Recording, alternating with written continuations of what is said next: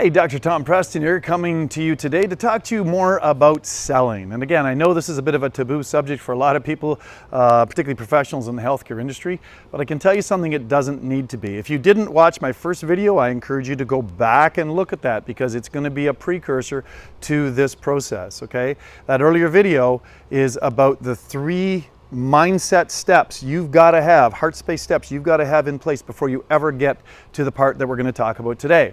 So what we're talking about today is we're talking about creating a template for your sales process, okay? And again, there's 9 steps to this. We're going to go through the first few today, and we'll be shooting another video to give you more steps later. But let's go back and let's just put in a shameless plug for you becoming a subscriber to our channel, right? If you haven't seen the other video, why didn't you?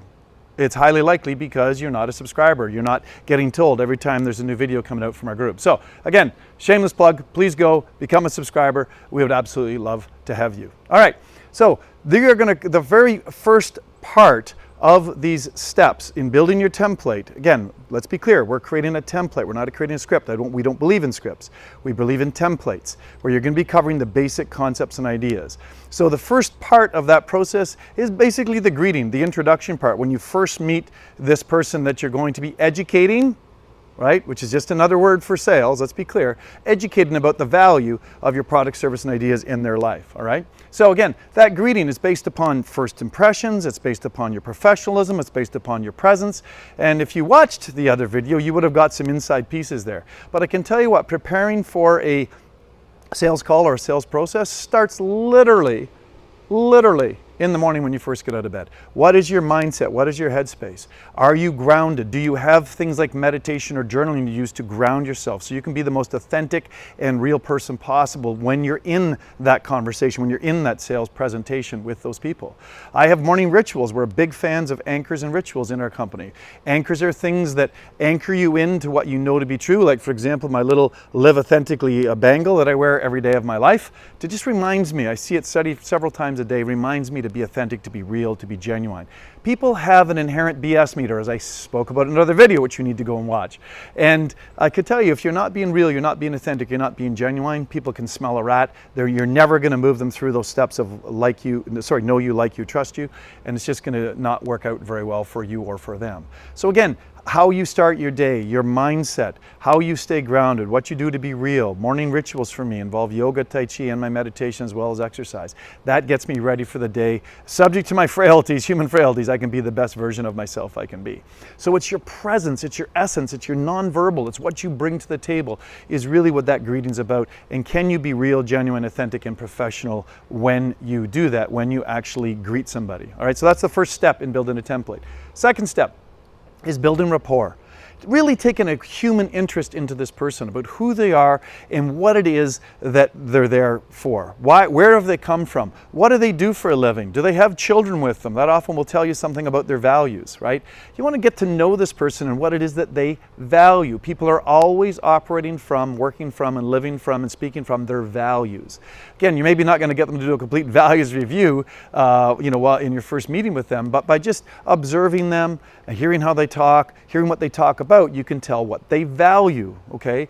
And then again, you're looking for opportunities to let them know that you're a real human being, that you do have something in common, that there is a rapport there. Whether it's just you're both people of the human race, or you share interests, or you share hobbies, or you share sports, or you share TV shows, you watch Game of Thrones, whatever it is that you do, look for windows and opportunities to build rapport so that people can actually go through that know you, like you, trust you process, all right? So that's step number 2.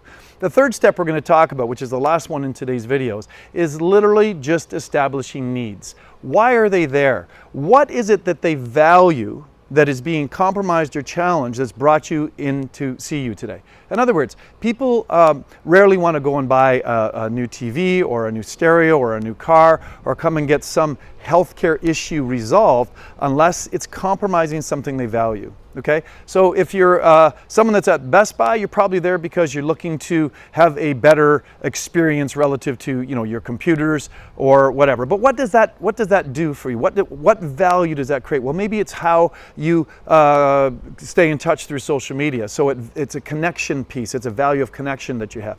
If you're on the sales side of that and you understand and learn that, then really it's got very little to do with the computer.